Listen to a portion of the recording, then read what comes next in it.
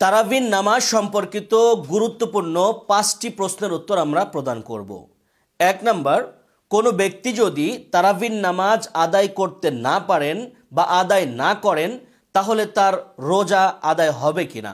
2 number, তারাবির নামাজ আমরা 8 রাকাত পড়ব নাকি 20 রাকাতে আদায় করব। 3 নাম্বার, তারাবির নামাজের নিয়তটা কিভাবে করব। 4 নাম্বার, তারাবির নামাজের কোন কোন সূরা পাঠ করতে হয় এবং কোন কোন সূরা দিয়ে তারাবির নামাজ আদায় করতে হয়। 5 নাম্বার, তারাবির নামাজের যে দোয়াগুলো রয়েছে 4 রাকাত পরে 20 রাকাত পরে, এখানে যে দোয়াগুলো পাঠ করতে হয় এই দোয়াগুলো কোন দোয়া এবং কোন সময় দোয়াগুলো পাঠ করতে হয় বিস্তারিত। এই 5টি প্রশ্নই অত্যন্ত গুরুত্বপূর্ণ, আমাদের প্রত্যেকের এর জবাব জানা জরুরি। 1 নাম্বার যে বিষয়টি ছিল সেটি হচ্ছে, কোনো ব্যক্তি যদি তারাবির নামাজ না পড়েন অথবা পড়তে না পারেন তাহলে সেই ব্যক্তির জন্য রোজা রাখা বা তিনি রোজা রাখলেই সেটা কবুল হবে কিনা বা আদায় হবে কিনা। প্রিয় দর্শক ও শ্রোতা মণ্ডলী, আমরা আগে জানবো যে রোজাটা আসলে কি, রোজার বিধানটা কি এবং তারাবির নামাজের বিধান কি। রোজার বিধান হচ্ছে আল্লাহ পাক রব্বুল আলামিন রোজাকে আমাদের জন্য ফরজ করেছেন, আর তারাবিরটি হচ্ছে অধিকাংশ উলামা ইকরাম বলেছেন এটা সুন্নাতে মুআক্কাদা নামাজ। একটি হচ্ছে ফরজ রোজা আর একটি হচ্ছে সুন্নতে মুআক্কাদা তারাবির নামাজ। একটি আর একটার জন্য কোনো শর্ত নয়, অর্থাৎ তারাবির কোনো ব্যক্তি যদি না পড়েন বা না পড়তে পারেন সেই ব্যক্তির রোজা হবে না অথবা সেই ব্যক্তির রোজা আদায় হবে না, বিষয়টি এরকম নয়। তবে অবশ্যই আমাদেরকে তারাবির নামাজ পড়তেই হবে, কারণ রাসূল করিম সাল্লাল্লাহু আলাইহি ওয়াসাল্লাম বলেছেন, মান কামা রমাদানা ঈমানান ওয়া ইহতিসাবান গুফিরা লাহু মা তাকাদ্দামা মিন যামবি। যে ব্যক্তি রমজানুল মুবারকে ইমানের সাথে আশা নিয়ে রাতের বেলায় ইবাদত বন্দেগী করবে, রাতের বেলায় নামাজ আদায় করবে, আল্লাহ পাক রব্বুল আলামিন তার পূর্বের জীবনের সমস্ত গুনাহ খাতা মাফ করে দিবেন। এছাড়া কোনো একজন মুমিন রমজানুল মুবারকের তারাবির নামাজ ছাড়তে পারে না, কারণ সাহাবায়ে রাদিয়াল্লাহু তাআলা নিয়মিত তারাবির নামাজ আদায় করেছেন, তাবিঈরা নিয়মিত তারাবির নামাজ আদায় করেছেন এবং আমরাও প্রত্যেক রাতে যেই রমজানুল মুবারকের যে রাতগুলো রয়েছে প্রত্যেকটি রাতে আমরা অবশ্যই তারাবির নামাজ আদায় করব। কোনো ক্রমে যদি কোনো ব্যক্তি না আদায় করতে পারেন, ছুটে গিয়ে থাকে, সেটা ভিন্ন বিষয়, কিন্তু অবশ্যই আমাদের সবাইকে আদায় করতে হবে।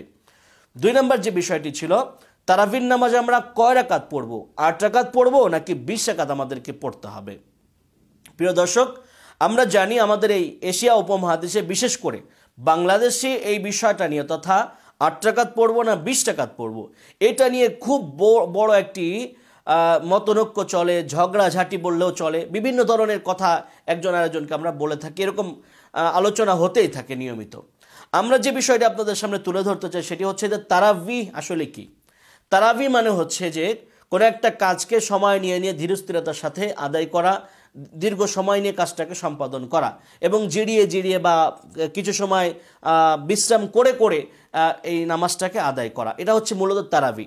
তো আমরা যদি 8 রাকাত তারাবি পড়ি সেক্ষেত্রে আমরা ভালো করে খেয়াল করব, এখানে কিন্তু কয়েকবার বিশ্রাম নেওয়ার প্রয়োজন পড়ছে না, জাস্ট শুধুমাত্র অল্প কিছু সময় বিশ্রাম নিলে আমাদের কিন্তু 8 রাকাত নামাজ হয়ে যাচ্ছে। কিন্তু কোনো ব্যক্তি যদি 20 রাকাত তারাবির নামাজ আদায় করতে চান তাহলে অবশ্যই তাকে কিন্তু কয়েকবার বিশ্রাম নেওয়ার প্রয়োজন পড়বে। যেমন আমরা 4 রাকাত পড়বার কিছু সময় স্থির হয়ে বসে তারপর নামাজ আদায় করে থাকি। মূলত এটাকেই বলা হয় তারাবি, অর্থাৎ তারাবি হচ্ছে কয়েকবার বিশ্রাম নেওয়া। 4 রাকাত পর যদি আপনি বিশ্রাম নেন তাহলে কিন্তু অনেক রাকাত আপনাকে নামাজ আদায় করতে হচ্ছে, সেক্ষেত্রে তারাবি বলতে 20 রাকাতকে উদ্দেশ্য করা হয়ে থাকে। আর তাছাড়া সাহাবায়ে কেরাম রাদিয়াল্লাহু তাআলা আনহুম 20 রাকাত তারাবি পড়েছেন। ইমামরা মুস্তাহিদরা যারা ছিলেন, আইম্মায়ে মুস্তাহিদিন এবং সাহাবায়ে কেরাম রাদিয়াল্লাহু তাআলার পরে জামানা প্রত্যেকেই 20 রাকাত করে তারাবির নামাজ আদায় করেছেন, এ ব্যাপারে সুস্পষ্ট প্রমাণাদি রয়েছে। এমনকি হযরত ওমর ফারুক রাদিয়াল্লাহু তাআলা আনহু 20 রাকাত নামাজ নিজে পড়েছেন, নিজের নির্দেশনা প্রদান করেছেন। এ ব্যাপারে বহু হাদিস বর্ণিত রয়েছে এবং এমন সনদে বর্ণিত রয়েছে যে হাদিসগুলা বুখারী এবং মুসলিমের যে সনদ রয়েছে সেই সনদে একেবারে সহিহ।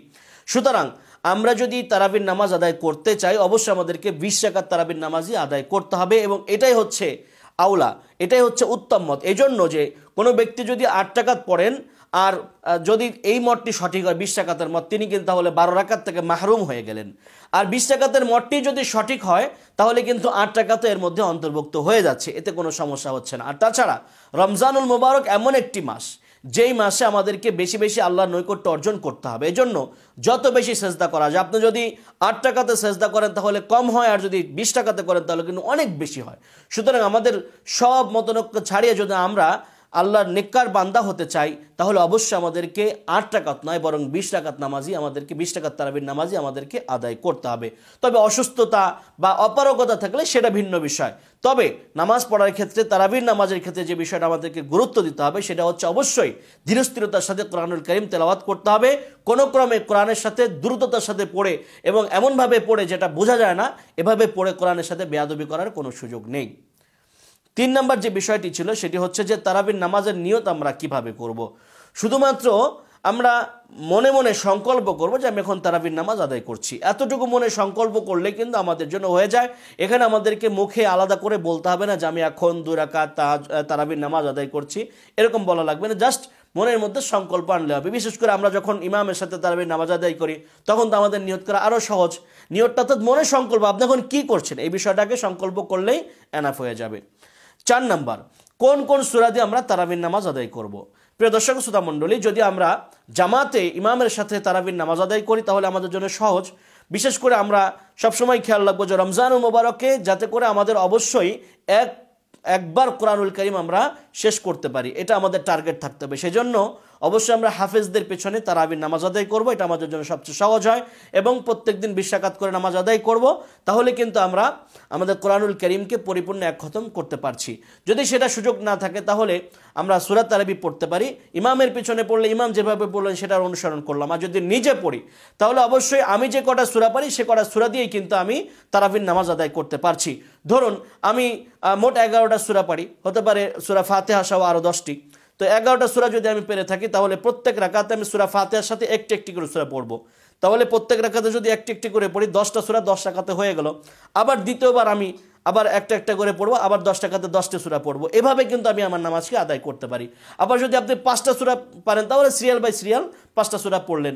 অবশ্যই সিরিয়ালটাকে আমরা মেনটেন করবো, যে কোরআনুল কারীমে যে সিরিয়ালটা আছে শুরু থেকে শেষ, এই যে সিরিয়ালটা, এটা অবশ্যই আমরা মেনটেন করে তারপরে সামনের দিকে অগ্রসর হবে। এবং যে সূরা দিয়ে আপনি পারেন সেই সূরা দিয়ে আপনি তারাবির নামাজ আদায় করতে পারেন। এমনকি কোরআনুল কারীমের বিভিন্ন জায়গা থেকে যদি আপনি পারেন সেটা দিয়েও কিন্তু সূরা তারাবি আপনি আদায় করতে পারবেন, এতে কোনো সমস্যা নেই। 5 নম্বর যে বিষয়টি ছিল সেটি হচ্ছে যে তারাবির নামাজের দোয়া কোন সময় করতে হবে এবং কোন কোন দোয়াগুলো পড়তে হয়।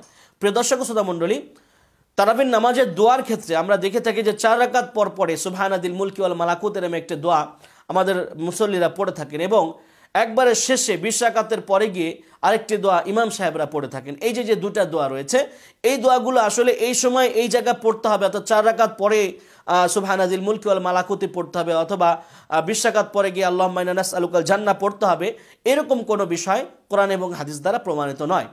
এই যে জায়গাগুলো, এটা হচ্ছে মূলত 4 রাকাত পরপরই মূলত হচ্ছে আরাম করার জায়গা। চুপ করে বসে থাকে, একটু এতক্ষণ কষ্ট হয়ে গেছে, এটাকে একটু চুপ করে বসে থাকলে বা এমনি স্বাভাবিক অবস্থা থাকলে দেখা গেছে কষ্টটা কম হয়, একটু নীরবতা পালন করলে ভালো হয়। তবে এই জায়গা আমাদেরকে আমরা যে দোয়াটি পড়ে থাকি এই দোয়াটি পড়া লাগবে, বিষয়টি এরকম নয়। অনেক ওলামা ইকরাম বলেছেন পড়লে পড়তে পারে, কোনো সমস্যা নেই যদি সুন্নত মুস্তাহাব মনে না করেন। তবে আমরা বলি যে এখানে এই দোয়াটি পড়ার দরকার নেই, বরং আপনি এই জায়গাটায় সুবহানাল্লাহ, আলহামদুলিল্লাহ, লা ইলাহা ইল্লাল্লাহ, ইস্তিগফার এগুলো পাঠ করতে পারেন, জিকির আজকার করতে পারেন, অথবা কোরআন তেলাওয়াত করতে পারেন। আপনার যা মনে চায় অন্য কোনো জিকির আজকার করতে পারেন। এটাকে বাধ্যতামূলক করে নাও, এটা আমাদের জন্য মোটে উচিত হবে না। ঠিক তদ্রুপভাবে 20 টাকাতে পরেও যে দোয়াটি রয়েছে একই অবস্থা, আমাদের এখানে বাধ্যতামূলক করে নেওয়া হয়েছে এবং নিয়মিত পড়তে থাকে।